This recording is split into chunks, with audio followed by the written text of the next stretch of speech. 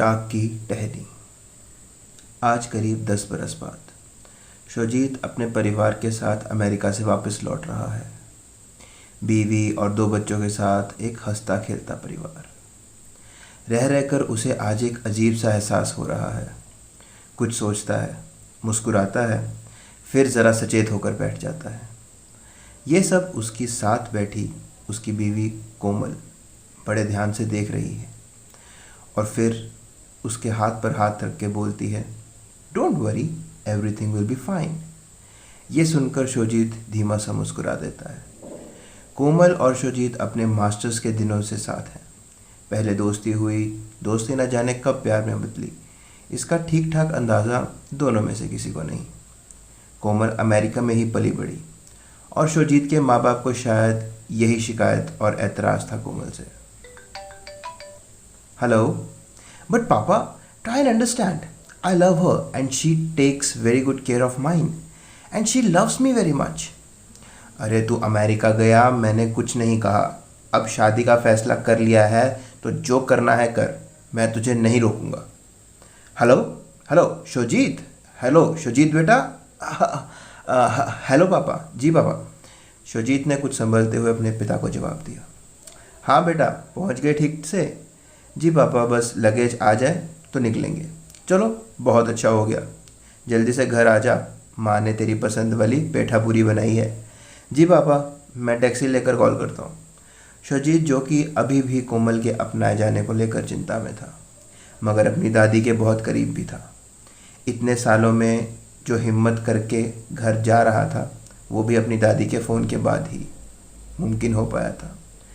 Hello शोजीत, कैसा है बेटा? चरण स्पर्श दादी।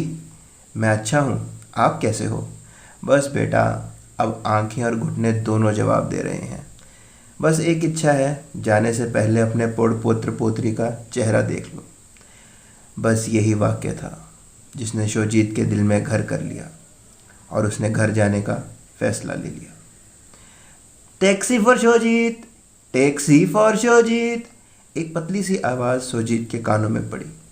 उसने उस ओर हाथ उठाकर अपनी ओर इशारा किया और वो आदमी उसकी ओर फुर्ती से दौड़ के आ गया। हेलो सर, आई मोहन।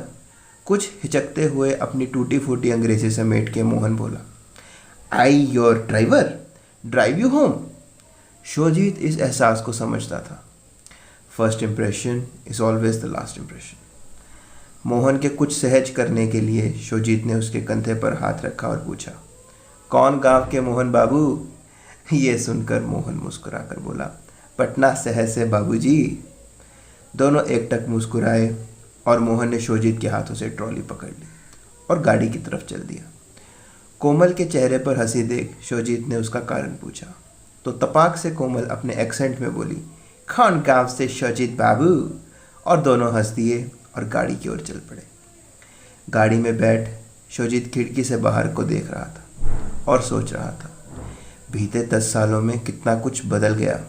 ये फ्लाईओवर्स, ये बड़ी बड़ी इमारतें, उसे अपना शहर बहुत अजनबी लगा। मोहन ने जैसे शोजीत के मन को पढ़ लिया और बोला, साहब, बहुत तरक्की हुआ है पिछले कुछ बरस में। अब सरकार कुछ बच्चों की पढ़ाई और अस्पतालों का सोचे तो हमारा देश भी अमेरिका से कम ना रहेगा। शोजीत ये सुनकर कुछ मुस्कुराया। शायद उसे बीते दिनों के अपने विचारों का अक्स दिखा हो। शोजीत ने ऑफ कोर्स कहा और मोहन से पूछा, तुम्हारे घर में कौन कौन है?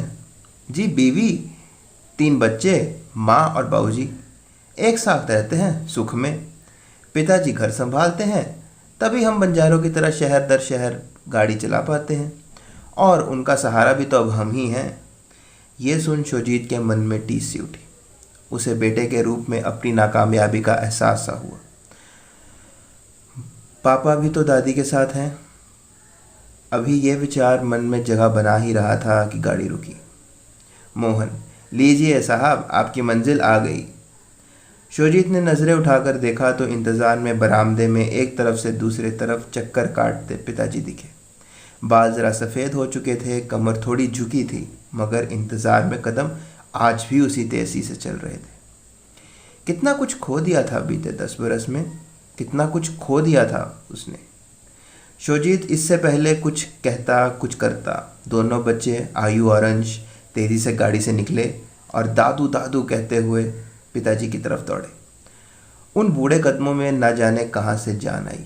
वो भी सरपट बच्चों की तरफ दौड़े और झट से उन्हें गोद में उठाकर माथा चूमने लगे। अरे शोजीत की माँ, देख कौन आया है। माँ तेजी से रसोई से दौड़ कर आई और आरती की थाली लेने चली गई। शोजीत ने टैक्सी से सामान उतारा और पिता के गले लगा। दोनों बाप बेटे इस तरह लिपट कर रोए मानो सारी शिकायतें आंसुओं में बह गई हों। पीछे से कोमल, जो कि सलवार कमीज में थी, सर पर दुपट्टा ओढ़े पिताजी के पैर छूने लगी। उसे रोकते हुए पिताजी बोले, घर की बेटियां पैर नहीं छूती, गले लगती हैं। ये सुनकर शोजीत और उसकी माँ के मन को कुछ सुकून मिला। आरती कर चारों लोग सीधा दादी के कमरे में गए। दादी, जिसने सारा बचपन शोजीत की देखभाल की, उसके साथ खेलने के लिए घोड़ा गाड़ी सब बनी, वो आज बिस्तर तक सीमित थी। सिर्फ बैठने के लिए भी सहारा ढूंढती थी। मगर अपने पोत्र को देख आज शायद वो भी सहारे की मोहताज ना रही। मुस्कुराकर बोली, ए शोना, लड्डू खाएगा? शोजीत की आंखों में कुछ नमी आ गई। सीधा जाकर दादी से लिपट गया और बोला, कब बनाओगी? एक एक कर सब दादी से मिले। शिकवों की सीलन, डर की दरार घर में कहीं दिखाई नहीं दे रही थी। शाख की टहनी पर फूल फिर से खिल उठे थे।